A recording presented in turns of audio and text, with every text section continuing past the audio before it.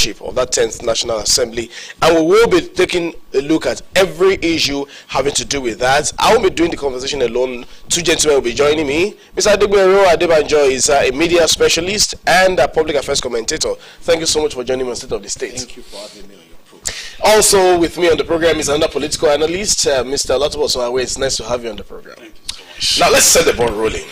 Mr. Adebanjo, I'd like to start from you.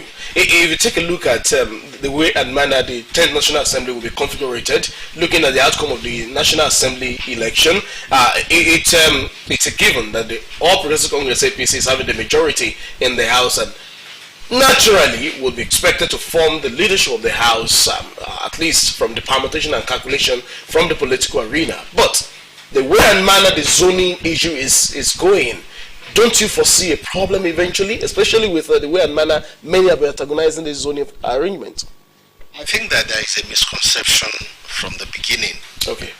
From the point of view of those who are jostling for the position, from the point of view of those who want to form the executive part of government, we should note that the job of the legislature is not to antagonize the government in power, but is to serve. The executive. Yes, the executive is to serve as a watchdog, as it were, play oversight function. And one of the kernels of democracy is called check and balances. Yeah. And so I think that the misconception derives from the fact that those who want to form the executive want a malleable, as it were, legislature that would be on the same page with them in all fronts. This shouldn't be. Okay. Having said that, we should also note that the choice of the leadership of the assembly is usually the prerogative of the party that has the majority. If you will check America, before a candidate is presented to the main legislature, there would have been some underpining, some gerrymandering within themselves. We should also recall that the last election for the speakership of the House of Representatives in America was tantamount to a war, as it were. It took them almost 48 hours. They stood there until they... So, and those who were opposing the choice of the party were people elected on the platform of the party. So what we are seeing in the APC is not anti what should be. Okay. However, a line must be drawn. You cannot, if you are going to be elected or to serve as the president, fold your arm and not take an interest on who becomes the president of the Senate and the Speaker of the House of Representatives. If they manage it well, I do not see a major political upheaval. Okay. But if it is not well managed, recall what happened in 2015, where if there will be a rebellion, it is not going to be a rebellion by the opposition parties. It will be a rebellion from within. Of course, then the issue therefore is internal wrangling, internal warmness. Now, Mr. Awe, can we say, just like he said, if well handled, there's not going to be upheaval, but if not, there definitely will be lots of squabbles. Is this being well handled from all of the things we've seen so far? Well, yes, actually I expect it will be well handled, because judging by the personality of the president-elect, it is expected that as an individual, even while he was outside there, he has been able to do it. Don't forget, before the Senate president came on board, he was very much instrumental to his emerging as the Senate president, and his high degree of political dexterity, you can give it to him.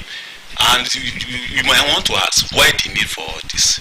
It's expected because such much is being expected. If you can, is it a Tinubu affair now or a party affair? I think we should also get that quite right, because you cannot also say the party is entirely Tinubu. No, it's not. It's not. But at the same time, you can't remove the politicking and the governance. Very well. If you the present administration, the major issue that this present administration had, that the president was much more interested in the governance than the politicking. And without the politicking, you can't get the governance that is expected. And don't forget, this individual is very much unusual now that we are now having a politician as a president, unlike what we used to have before.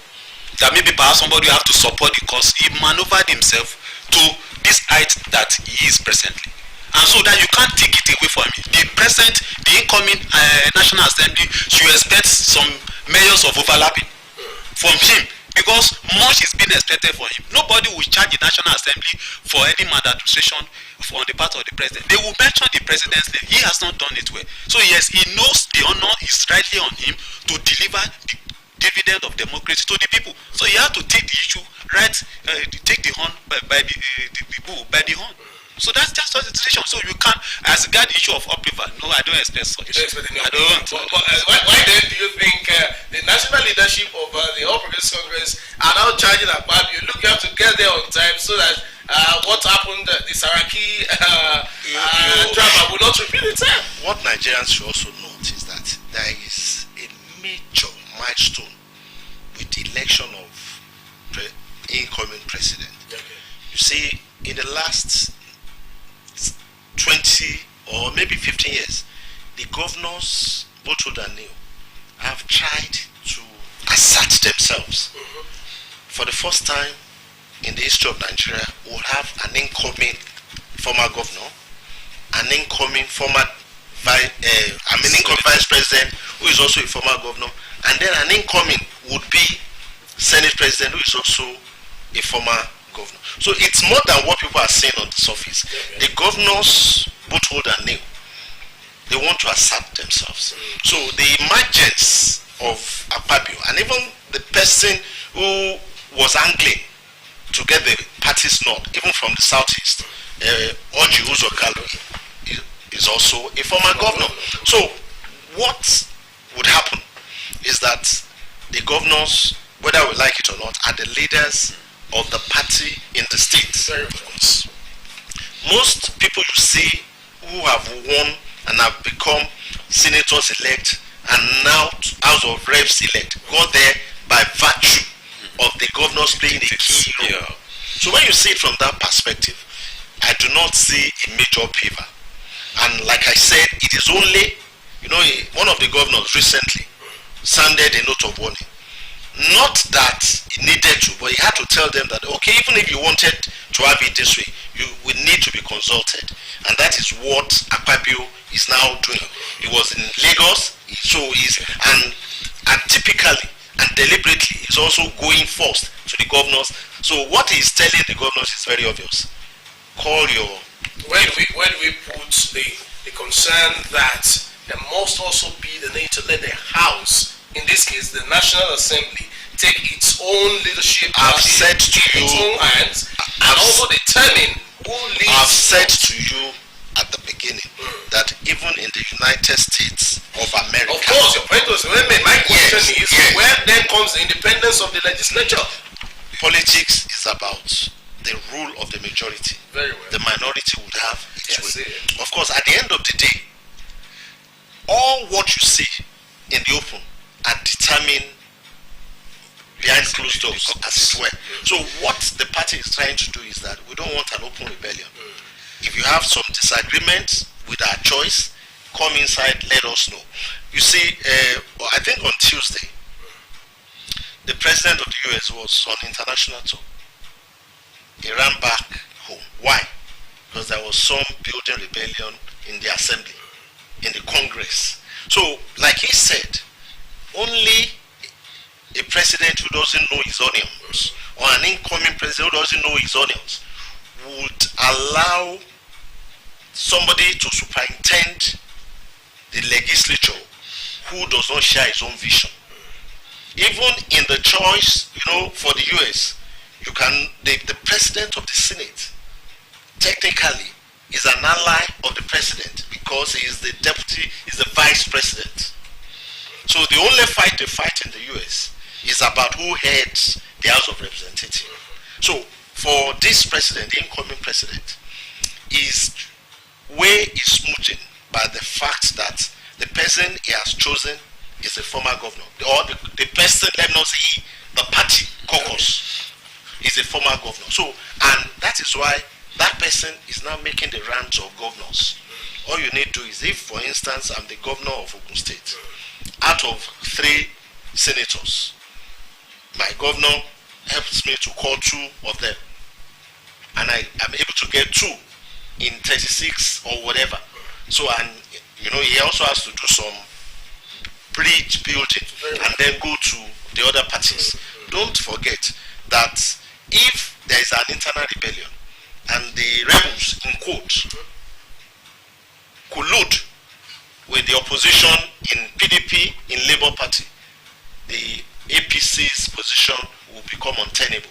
That is why it's very, very important to galvanize the party structure.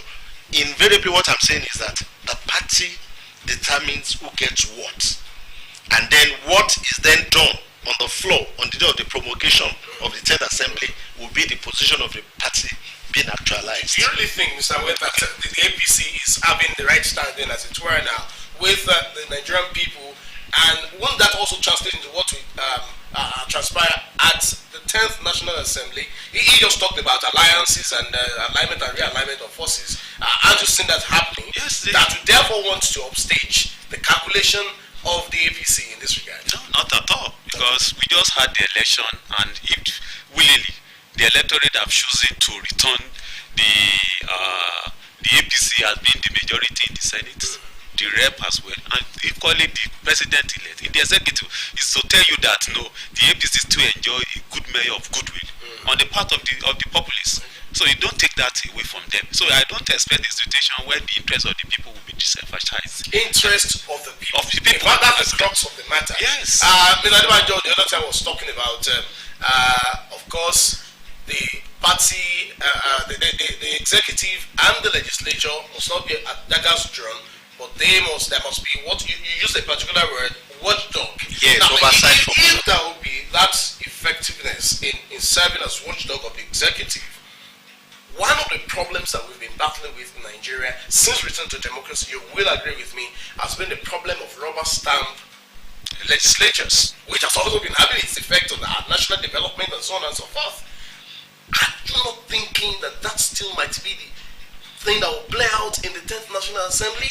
Somebody is not comfortable with somebody being the president of the Senate, and somebody is more comfortable with somebody being the Speaker of the House of Representatives. Where will come the watchdog function?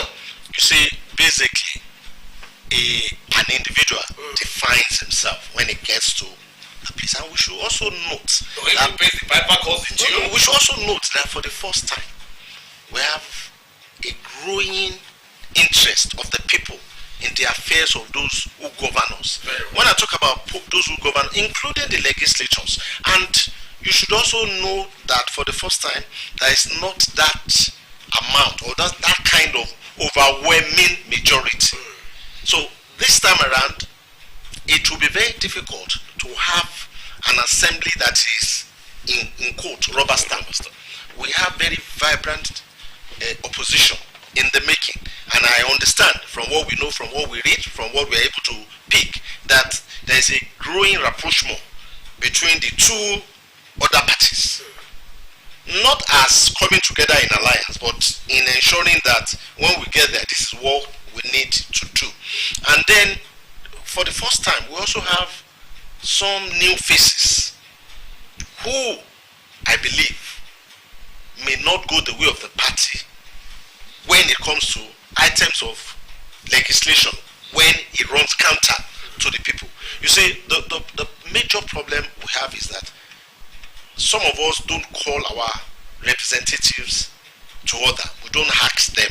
You see, I've had stories of some House of Rep members only going back home when they need the votes of the people. And by law, there is supposed to be constituency office. And what is the function of the constituency office? You go there if you have an issue and you table it. But in spite of that, we had some wonderful, I was listening to a former deputy controller of customs who is now, I think Father will say, you need to look at his contributions. He always says it as it is, in spite of the fact that he is aligned with the ruling party. So I believe that it is time also for us to begin to check her members. What are you doing for your people in the assembly? You're already bringing up another issue, and it's even interesting because that's what I was asking you. Whose fault? You elected someone, or maybe somebody bought his way through, and then you're expecting the people to be calling the person to order. How? What do you think, Mr. Awe? You trigger the recall mechanism. Which recall? When you see that's the problem we have with the issue of the process of electing leaders. When you say that these people you will not see them in the next 4 years, so you collected money before you voted them, they have a sense of, they have no sense of responsibility to you. I think that is also, we must also note that is also changing. The last election, whether we like it or not, in spite of all its flaws, from my perspective as somebody who has monitored several elections, at least in this dispensation, the most competitive, and it's the first time that almost more than half of those in the National Assembly would not return.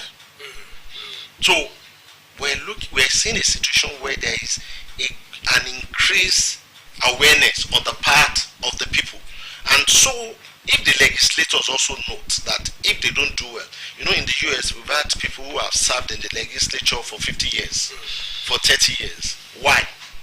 The vote of the people count, and they think that it's doing a good job representing them well. And that is what we think should begin to emerge. You shouldn't just be going there because you want to flaunt that you have 20 children and you can take care of your wives. Like one of them keep reminding us. What have you done through, the power of the legislature is key. And like you have said at the beginning, it's not being used to the advantage of the people the way it should be. You see, for instance, if we are in a setting here and we need something, somebody will just come from Abuja and give us water. And maybe water is not our need. It is our legislature who should tell them this is what, but that is not being done because most of them don't actually come back home. God will save us. Yeah, well, every time Nigerians will pray, God will save us. Even when indeed we're supposed to save ourselves. But I do not think God will come down to do for man what he must do for himself. Mr. Awe, with the look of things, do you see us having that part of the beauty of democracy when the electorate will say, look, we sent you here, we're sending you back? Do you see that happening at all in this dispensation? Yes, of course. There's a possibility, like he just said. Like if you do your check as regards the last election, so many of them were rejected. I think I'm of the know that about 9 governors lost their election, their bid to the Senate. So it's that's a different ball game. Recall is the issue. No, it's also a referendum. It's also a referendum on their performance as governors. Anyway, but legislators rather, recalling them, how possible, how practicable do you think this will be in this dispensation? It's quite possible. Once it is recommended and it is sanctioned by the Constitution, it is possible. Somebody will start it. Just like you said, the experience of the people that were rejected recently in their bid to return to the Senate is to start. Don't forget that democracy to us is still alien. It's better the fact that we've had it for some good number of years. It is still alien. We are graduating. Unlike the issue of the US, where it is fully established, it is a pattern already. It's quite un-African to go the democracy way. It's purely this monarchy system of dictatorship, and we're used to so many years of military rule that has equally bastardized our thinking as regards democracy. So the issue of recall, let us not entertain fear. We are graduating, and when I want to see us getting there, and the moment we are there, it becomes a pattern. All we need to do is just to make sure once somebody is recalled, at the moment that kickstarts it becomes seamless. But I want to comment as the ego of the internal wrangling and the internal democracy in the National Assembly. It's not at all. These individuals were appointed or they were elected on the basis of a political party. And that is where it must be established, the place of supremacy of the party. It must be established because the party presents the manifesto. Theirs is just an addition. We used to have in those days of the UPN, the 4 cardinal points of the UPN. It's an identity. The moment you've chosen to submit your will to contest on the bill of a political party, that becomes your identity. So you can't take it away from them. And if this in the situation now that what the party has always succeeded in doing is just to make recommendation. The honor is still on the National Assembly, the member, to make do with what is available. I need you to expatiate on Okay, that very issue. Supremacy of the party, Yeah. and the dependence of the legislature. Okay. How do we juxtapose these two to the advantage of the Nigerian people, and not just self-serving the political agenda of a macroscopic field? Yes, I know. Definitely it is possible. And that's why I know where the fear is coming from. Perhaps the experience we've had in the past years, where trust has really been lost. No, I'm not even talking about the trust. Okay. Where comes the independence of the legislature in this matter? Yes, Okay. the party presented them. Okay. Yes, they got there on the platform of the party. Yeah.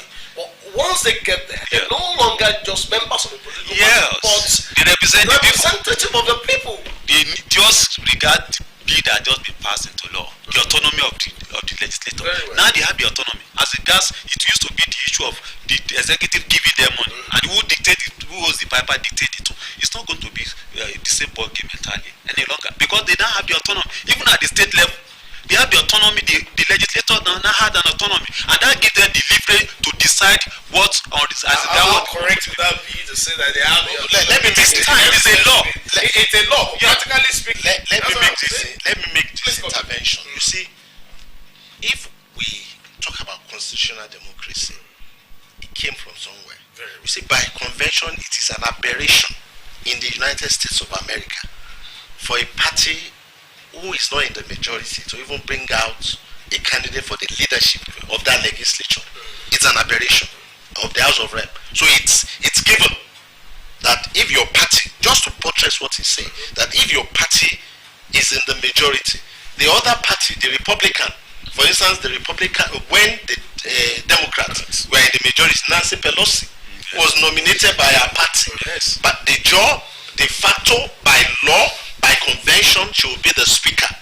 And when the tide changed in the last election and the Republican took the majority, a Republican, or indeed all the three persons who said we wanted to be the speaker, we are Republicans.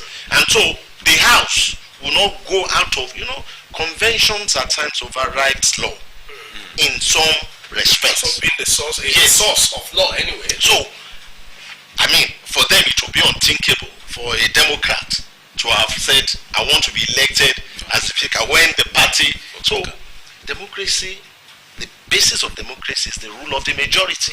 So, conventionally, if the APC has the majority in the Senate, it should produce.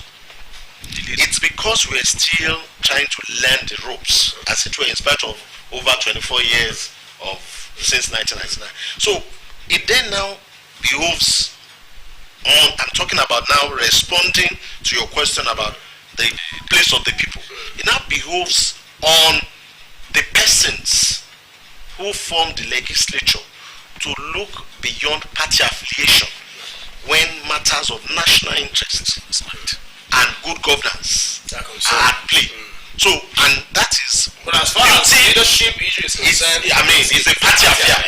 Conventionally, in all democracies. That is why when you're talking about the UK, where there is a merger of the executive and the legislature, whoever wins the majority in the assembly becomes the prime minister. You don't even, there is no room for any, the other party will just know that. And that prime minister will be elected among its peers, among its party, before just being presented to the queen. So it's the other party which has lost has no say whatsoever. So this we must understand. But in spite of that, when matters, I'm now trying to tell us what now happens when the matter relates to the people, to good governance. You will see that nobody chose the party line. And I think that's where we should get to. Where when we're looking at, you don't look at the face of the president. You don't look at the demands of your party. You must look at the demand of the people. How does this translate to good governance? For instance, the way people are asking for loans, you tend to see that the parties have a say in, but it shouldn't be. how would this help Nigeria? That is what should we demand from the incoming 10th legislature. They should play up the interests of the people more than the interests of the party. And they should play their role. Like I said at the beginning, check and balances and play their oversight function. Two or three other issues we'll still take a look at on the program before it closes shop, but not still leaving this issue yet, Mr. Wayne. I'm also still interested in knowing how you think this 10th Assembly will be able to, or better still, the APC will be able to avoid what it's afraid of. You know, the APC is currently afraid of the Saraki drama. Repeating it. Do you think that will really be prevented with the current arrangement? Because the national chairman of the APC, whether you like it or not, is jilted. That could happen because of the way and manner this thing has been handled. And that's why it's warning Akpabio, look, don't come late on that day. If you go there late, there will be issue of it's a repeat of coming behind hand. So how do you think the APC will be able to get out of this? Of course, actually, I think they are almost out of it. Almost. Yes, because at the last count, about 72 senators currently align with the position of Saraki. Imagine as the Senate President. Akpabio. Akpabio, imagine as the Senate President. That's 72. He's not resting on his ass. He's going as he's reaching to the people. As regards the issue of Abdullahi Adamu, don't forget he was right in the Senate when it happened, and he was in forefront of challenging Saraki. At the point I remember he was telling that he had him, maybe if he degenerated to the level of having a physical combat with him, it was so painful that they lost it. And so don't forget that experience in itself too, it could be traumatic. He's still carrying the trauma, but I can assure you he's almost done. Because he has to telling him that you should get back on time. Don't forget the other man was there. I think they said 5:30 a.m. Looking for he hides somewhere where the other people were in the International Conference Center to meet with the president. The evil was already done. So telling him to come around is not a result of being frightened or being threatened. It's just to tell him that to make sure that all the I's were dotted and the T's were crossed, so that you don't have a repeat of what had been earlier happened. So much said about the struggle for the soul of the 10th National Assembly. Let's shift our gaze a bit and look at other issues of national importance. Now, subsidy, whether we like it or not, the president-elect said he's going to remove subsidy. And subsidy seems to be something that's been a cat with 9 lives. Today it's been removed. Tomorrow we have spent so billion naira on subsidy, and then next tomorrow we're selling this petrol for this amount because we are still paying subsidy. Now, where are we? We're now saying we want to take $800 million to serve as palliative, as it were, for the vulnerable and the poor. I suspect that $800 million already taken. What they are looking for is legislative backing. Already taken. It's been shared. It's they are already saying they are giving some percent. You mean it's been taken? They are looking for legislative backing. That's normally that basically what the government does every time it talks about subsidy removal is what is called shadow boxing. Shadow boxing. If an individual in Dangote could put a refinery together and it's going to start production. Recall that some 3 years back we said we're going to repair the Port Harcourt refinery, humongous amount of millions of dollars. As of today, we don't think that there is any refinery in Nigeria producing. We're just being played as football. And yet to maintain those refineries. The major problem is that it's not about subsidy removal. Okay. It's about what happens after the removal. Now, you are producing crude oil. You are taking the crude oil somewhere to be refined, and you are now buying the crude oil at a higher price until we do what is needful. We will continue to remove. When Muhammadu Buhari came, one of the things he said he was going to do was that he would remove subsidy. However, we have what we call the people behind the scene. They told him no. I hope and I pray that the current president, the incoming president, will level with Nigerians. You know, what I mean, put it in black and white. You just do not take an action that would have far-reaching effect on the people without, number one, telling them what you want to do, why you want to do it, and how long the pain will last. Nobody is telling us that. They just say, and then the 5,000 they are sharing, who are those people getting it? So, for me, the subsidy removal has become a conundrum, a cul-de-sac, where the government is telling us half-truths, and some persons who are benefiting from subsidy and who will benefit from its removal are behind all this drama. They were benefiting from the subsidy. Some persons They will still benefit from the removal.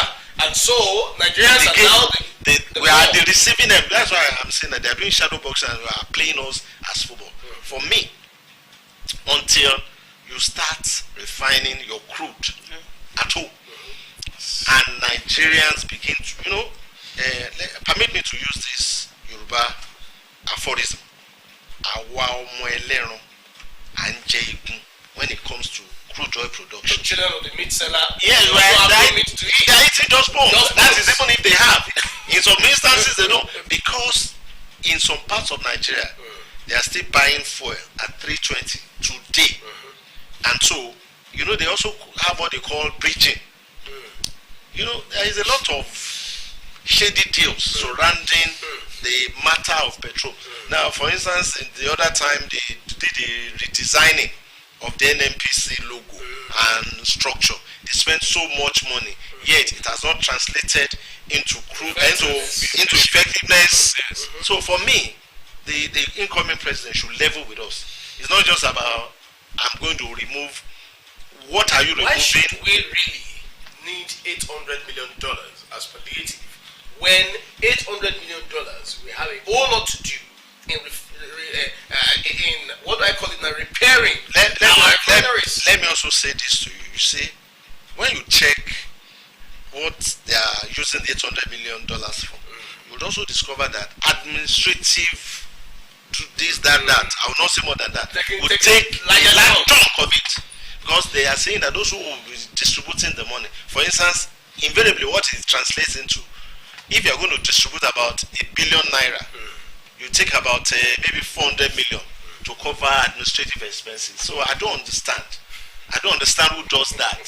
So let the incoming president level with us before they remove. Mr. Where do you think these things, for me, what we have discussed is like some arms have been done already. Do you think Asiwaju Bola Ahmed Tinubu, if and when he eventually becomes president, has the moral standard, the political will to right the wrongs? Well, since Nigerians have elected him as their president, I want to believe they've committed trust to him, because he has traversed around the country and it was the mandate has been given to him. So I want to believe that the trust is there. Then on his part now, I want to see him equally as a player. He knows his onions. Unlike every other person that they come around, they stampede them into taking decisions. Don't forget that the oil itself is bigger than Nigeria. It's a cartel. Some set of people know that they rip off the wealth of this country through this thing called this subsidy. And the subsidy did not just come into being until all the refineries were degenerated. And it was deliberate. It was deliberate? Quite deliberate. Because if it had not been deliberate, then you could not have had the issue of subsidy where some 9 trillion naira so far had been spent on the issue, going to the purses of some few individuals, super rich. All of a sudden, you just see somebody, and this thing, you discover that each dispensation, presidential dispensation, comes through some set of quick billionaires. And because at the time we even had that they bring in water to be exchanged for subsidy. It has gone that bad. But as regards the question, I see it because he knows it, and that's why it's one of the issues that he's faced so much opposition in the course of his emerging as a candidate and equally as the president, because they know this person is been here. He knows the energy sector is part of it. He has his friends. He's an individual who is all out there. he has people in these different sectors, unlike somebody that is just being ostracized to a particular direction of the country, that is only what he tells him that he knows. But this person has been there. He is a don when it comes to the issue of the affairs of Nigeria. But I just pray and I wish Nigeria would put it to him with the collaboration of the National Assembly to look at the direction of Nigeria and just alleviate the pain, because it still comes back to us to pay. I will not shy away from what I've always been putting to everyone when they exude this kind of confidence and optimism. And I keep flashing back to 2015, if you remember. All hopes were high, expectations were just there. Buhari is coming and everything will be well. Now we are at that same spot again, if you agree with me. You are exuding lots of confidence. You're saying that yes, Tinubu is everywhere and all of that. Are you not also afraid that we might also be having issues of putting all our eggs in one basket and eventually having the same experience under the Buhari presidency? But that is why the check still has to be there. Just like he said, as the National Assembly being a watchdog to the executive, we have to be there. And Nigerians as well, we must not keep quiet. The bulk of the work is with us Nigerians.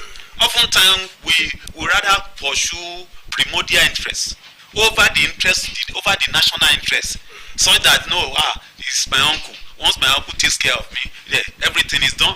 But we should ask questions periodically, like he has said. We should ask questions. We should put these people on their toes. Someone that we did, and maybe I should say it. It is unfortunate that the subject, good governance, is still more alien to us. So many people don't even know. That's why they said they would rather prefer stomach infrastructure than having road, than having railway. They will call you names. Even when you are outside there, when you are there doing all these things, they will call you. They said their stomach is here to be well satisfied. So there have been a kind of bastardization, so more that it has affected the fabric of the populace. All right, still talking about expectation of Nigerians from the incoming administration. Many are also of the view that there are many things that the incoming president must really take a firm stand upon and correct them. Former governor of Ondo State, Olusegun Mimiko, recently put up a statement and was charging the president-elect that the Naira redesign policy must be taken another look at, and then the issue of subsidy must also be seen to the logical conclusion in such a way that Nigerians will not be shortchanged. This Naira redesign policy, Arewa youths are saying it has helped in curbing banditry, terrorism, and all that.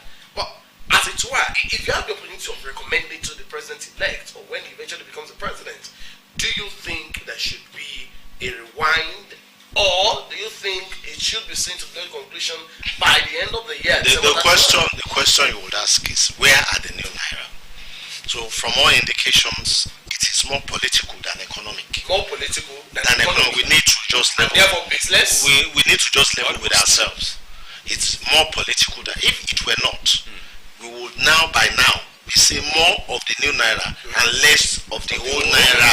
Gradually, I think even the purveyors, those who brought it, have even forgot, because it did not serve their political agenda, and so they have actually abandoned it.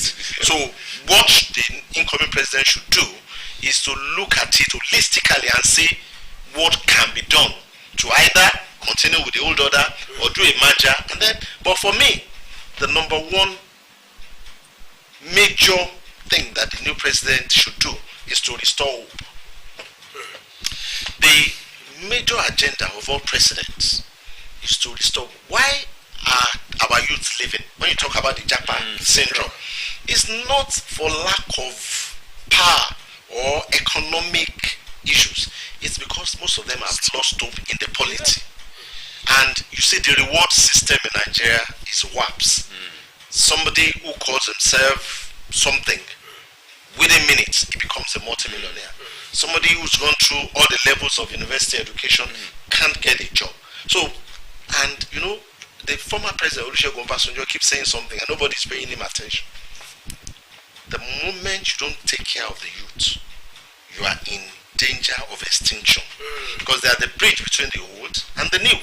So the president must restore and must ensure that there is a connection. There is a lot of disconnection between the young ones and the polity.